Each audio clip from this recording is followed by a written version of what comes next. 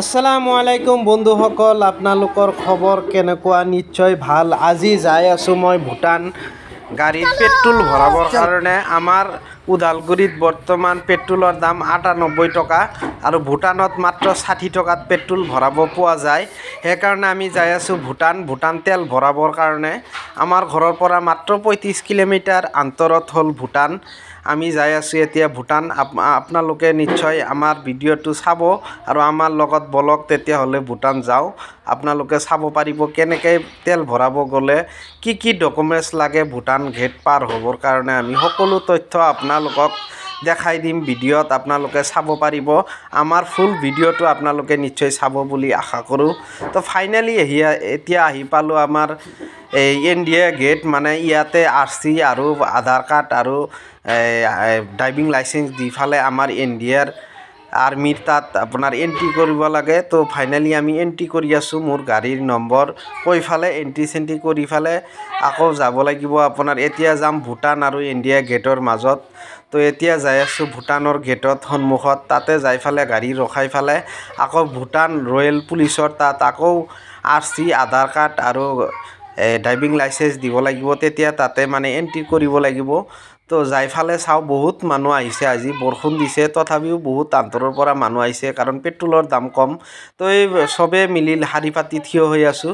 এইটো অফিচতে এণ্ট্ৰি কৰিব লাগিব আৰু আপোনাক এটা চিৰিয়েল নম্বৰ দিব, তেতিয়াহে আপুনি এই গেটটো পাৰ হৈ তেল ডিপুত যাব পাৰিব।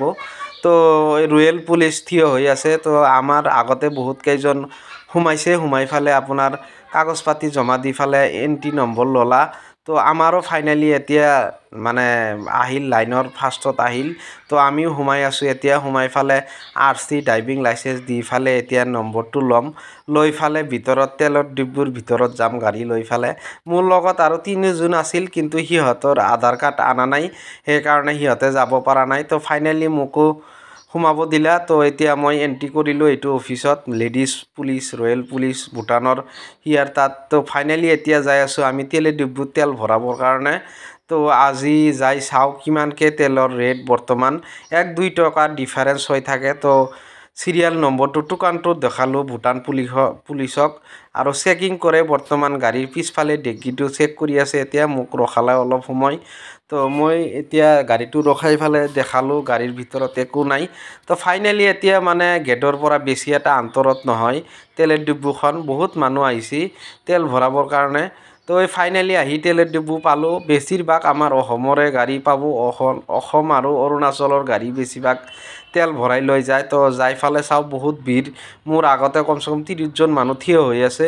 তো আজি ৰেট চালোঁ মই ৬০ টকা ১৭ পইচা। আজিৰ বৰ্তমান ভূটানৰ তেলৰ 1 লিটাৰ পেট্ৰলৰ মূল্য বৰ্তমান ৬০ টকা ১৭ পইচা।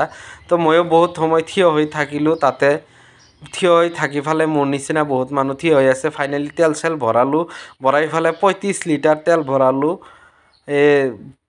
ভৰাই ফালে ঘৰৰ পিনে আহি আছোঁ। ভিডিঅ'টো ভাল লাগিলে চবে শ্বেয়াৰ কৰিব, লাইক কৰিব আৰু পেজটো ফ'ল'